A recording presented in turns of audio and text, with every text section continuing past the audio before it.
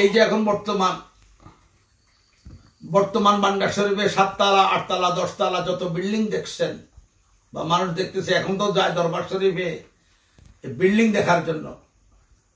কোথায় কতগুলা গরু আসছে, মহিষ আসছে, কার কত মুরিদান আছে, কার কত লক্ষ লক্ষ মুরিদান আছে, কার খেরের ফালা কত বড় আছে, এই সমস্ত দেখে দেখে দিনটা শেষ করে বর্তমান কারা মুরিদানেরা যাইয়া ঘুরতে থাকে সারাদিন, খানার সময় খায় আর অন্য সময় ঘুমায়, আর অন্য সময় শুধু ঘুরে ঘুরে এই দেখো আমার বাবার 10 তলা, এই দেখো আমার বাবার 15 তলা, এই একজন আরেকজন এড়িয়ে দেখে, তাই না?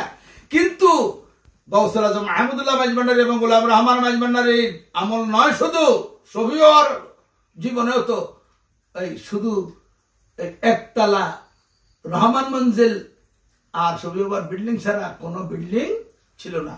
আহমদিয়া মঞ্জিলে টিন সেট আমরা পাইছি। আহমদিয়া মঞ্জিল যেটা হযরত কবলা কাবার, এটা 7 চালা টিনের ঘর পাইছি, নিচে ওয়াল করা, তাও ইটা সুরকির ওয়াল। হুজরা শরীফ যেটা আহমদিয়া মঞ্জিল হযরত কবলা কাবার, কথা বুঝছেন নি? আর সেটা শাহী মসজিদ, এটা আমরা পাইছি 1 চালা। 1 চালা বুঝেননি? 1 চালা এই মোটা ওয়াল করা, সোনা সুরকির ওয়াল আর উপরে টিনের চাল, ঠিক আছে? এবং ওই যে পুকুর দেখছেন না, শাহী পুকুর, ওই শাহী পুকুরের আশপাশে আবুল বশরের মাজারটা ছিল, তাও গম্বুজ ছিল না। এই 2 তলা 3 তলা কোনো বিল্ডিং আমরা পাই নাই। এবং শফিউর মাজার শরীফ, আমার মুর্শিদ গাউসে জামান শফিউর মাজার শরীফ যেখানে হয়েছে, এগুলো তো আমরা গভীর নিচে আপনার ধানের জমিন দেখেছি, ফসলের জমিন আশপাশে যা ছিল, এগুলো আমাদের আমলে এত বড় হয়েছে। আর ওই সময় ওই শুধু শাহী ময়দান, যেটা 2 মাজারের সামনে যে শাহী ময়দান আছে না, এই ময়দানও এখন তো টাইলস লাগানো, শ্বেত পাথর লাগানো, কত সুন্দর হয়েছে না গাউসুল আজমের দরবার। কিন্তু তখন আসছিল ঘাস, এই এতটুকু লম্বা হয়তো ঘাস। এই সায়না যোগ দেখেছি আমরা, মানুষের গরু বানতো এবং ধান ফুয়াতো, যে চাটাই বিছাইয়া বিছাইয়া ধান শুকাতো, ফুলাফানে এই যে আওলাদারা খেলতো, বাইরের ফুলাফানে সে খেলতো এখানে। এই 2-3টা দোকান ছিল, একটা চা দোকান ছিল বাবানের রোজার পাশে, এটা নুর হোসেনের বাপের চা দোকান। এই নুর হোসেনের বাপ হযরত কবলা কাবার ওই মাঝভান্ডার গ্রামের, তাকেও আমি পেয়েছি। এবং একজন চৌকিদার ছিল, তাকেও পেয়েছি। হযরত কবলা কাবারকে দেখনেওয়ালা মাঝভান্ডার শরীফে অনেক অনেক মুরব্বীদেরকে পেয়েছি। এটা আমার জীবন ধন্য। অসংখ্য খলিফাদেরকে পেয়েছি আমি। কিছু লক্ষ্মীর বাপ বাবান্ডারি কবলা কাবার মাজার, এই যে বাবান্ডারির মাজার পশ্চিম কোণাতে যে মাজারটা, আপনার এই শরাফত আলী লক্ষ্মীর বাপ, উনাকেও পেয়েছি। ওনার অনেক কথা বাবান্ডারি কবলা কাবা সম্পর্কে শুনেছি। হৃদয়ে গাম কি বলবো, কত বলবো আব্বা। লক্ষ্মীর বাপের একটা বলেন না। লক্ষ্মীর বাপের কি? লক্ষ্মীর বাপ মারা যাবে, যেমন লক্ষ্মীর বাপ মারা যাবে। বাবান্ডারি হাতের পানি খেয়ে আবার বাঁচি গেছে, সুস্থ হয়ে গেছে। খুব আশেক ছিল, অলি ছিল। এবং হযরত কবলা কাবার রওজা শরীফের প্রথম খাদেম যিনি ছিলেন, তাও লক্ষ্মীর বাপের এলাকারই, আব্দুল জব্বার, ওনাকেও পেয়েছি আল্লাহ রহমতে। বাবান্ডারি কবলা সীতাকুণ্ডের খাদেমকে পেয়েছি, সিরাজুল ইসলাম খাদেম। অসংখ্য মুরব্বীদেরকে, এক কথা আল্লাহওয়ালাদেরকে পেয়েছি। এখন আমি কোথায় যাব, কি হয়েছি না না হয়েছি, সেটা হলো আমার মুর্শিদের ব্যাপার, আল্লাহর ব্যাপার, আল্লাহ রাসূলের ব্যাপার, আমার মুর্শিদ কেবলার ব্যাপার। কথা বুঝছেন নি? তবে আমার দুঃখ এক জায়গায়, এই যে দুঃখ এক জায়গায়, অলির দরবারে কেন যায়? আত্মদর্শন,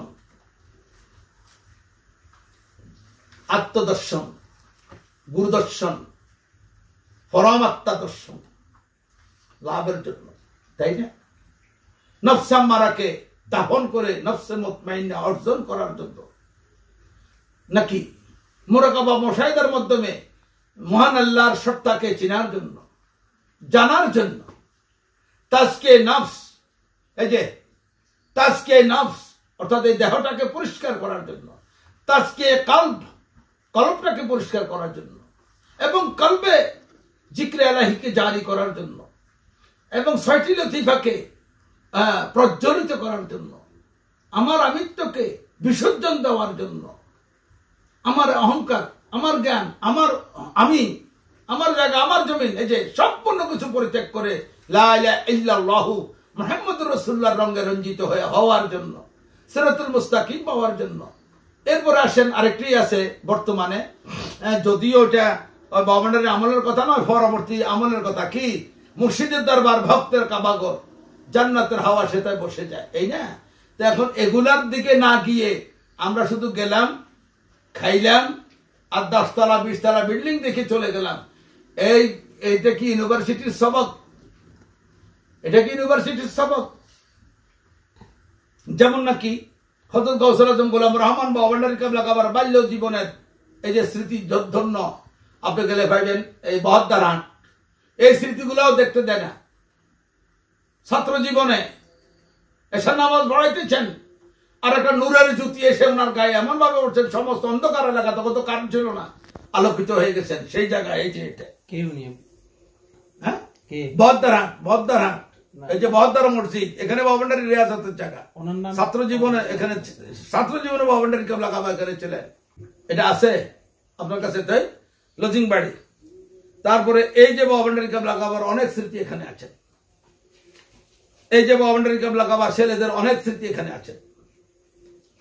তো এগুলা নিয়ে আলাপ করা, এই যে তৎকালের বাবান্ডারী কিবলা কাবার, আমি যে বলছি টিনের ঘর, এই যে ছবিটা, এই যে টিনের সাল এবং কাঠের বারান্দা তো আমি পেয়েছি, ওই যে অবশ্য সমস্ত উদ্দেশ্য পাই নাই, কিন্তু বারান্দাটা আমি পাইছি, আমি নিজেই পাইছি কাঠের বারান্দা।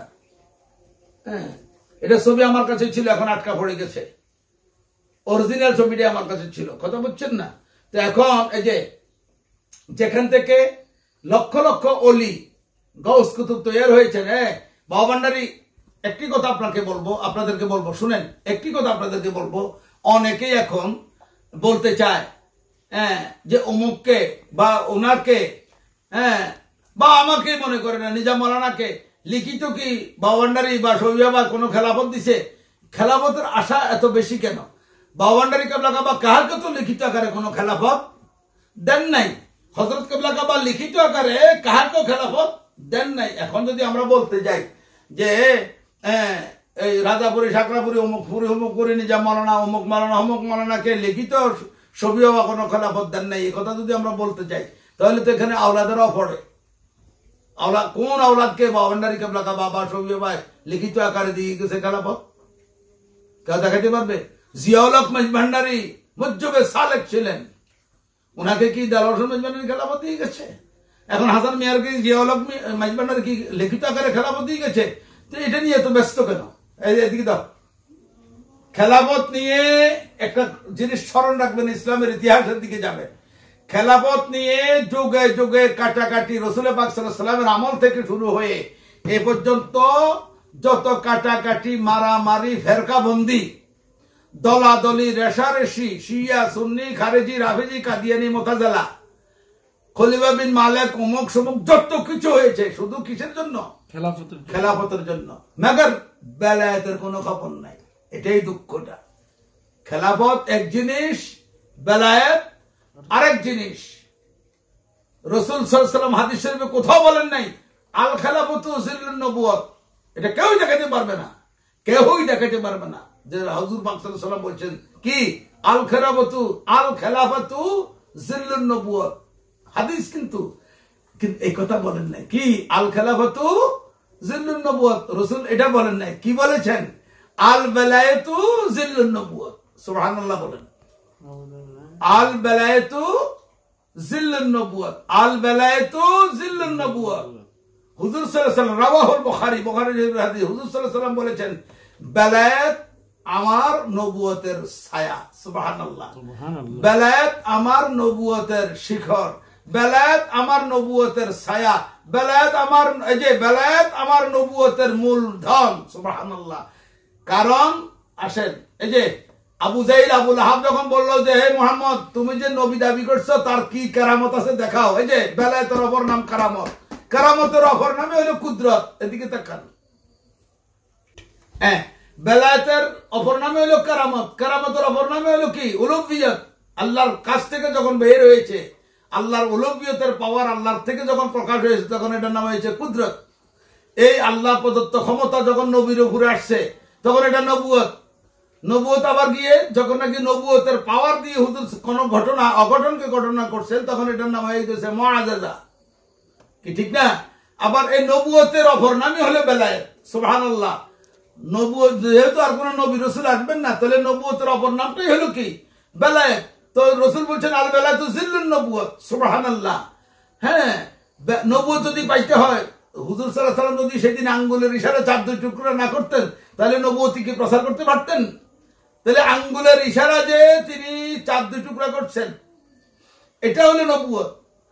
আর আঙ্গুলের ইশারা দেওয়ার সঙ্গে সঙ্গে আঙ্গুল থেকে চাদরের মধ্যে যে পাওয়ারটা গেছে, ওটার নামে বেলায়েত। সুবহানাল্লাহ। ওলি আল্লাহদের মাঝে যেটা, সেটাই রাসূলুল্লাহ সাল্লাল্লাহু আলাইহি ওয়াসাল্লামের রুহানি পাওয়ার, এটা অলৌকিকতের পাওয়ার, ওইটাই আয়েশা ওলি আল্লাহদের কাছে বেলায়েত হয়েছে। ওই বেলায়েত থেকে যেটা ঘটছে, যেমন হযরত কিবলা কাবার নগণ্য ছোট্ট একটা কারামত, হযরত আহমদুল্লাহ মাজমান্ডারি ওই 48 মাইল দূরে, 42 মাইল দূরে, না জানি 48 মাইল দূরে বাঘে আক্রমণ করেছে, বদনা মেরেছে মাজমান্ডার পুকুরে, বদনা গিয়ে বাঘ মেরে ভক্ত উদ্ধার করেছে। এটা হযরতের একটা রজ্জবালী সাকরাপুরকে চিন্তা করছে। এটা বাবরদের জন্য সাধারণ, ওনাদের জন্য সাধারণ, আমাদের জন্য এই যে বিশাল, ওনাদের জন্য কিন্তু সাধারণ কেরাম, নগণ্য।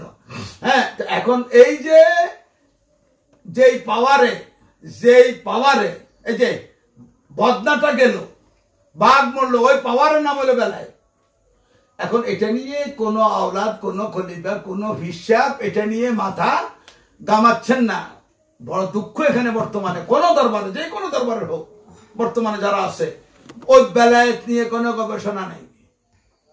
হ্যাঁ, শুধু বেলায়েত নিয়ে কোনো গবেষণা নেই। হ্যাঁ, রুহানিয়ত নিয়ে কোনো গবেষণা নেই। তাজকিয়া কলব নিয়ে কোনো গবেষণা নেই। শুধু একটা ভাষা খেলাফত খেলাফত খেলাফত খেলাফত দেয় নাই, খেলাফত দেয় নাই, খেলাফত অমুক দেয় নাই, অমুক দেয় নাই। আরে কি আশ্চর্য কারবার! আপনি একটা ইউনিভার্সিটির ছাত্র,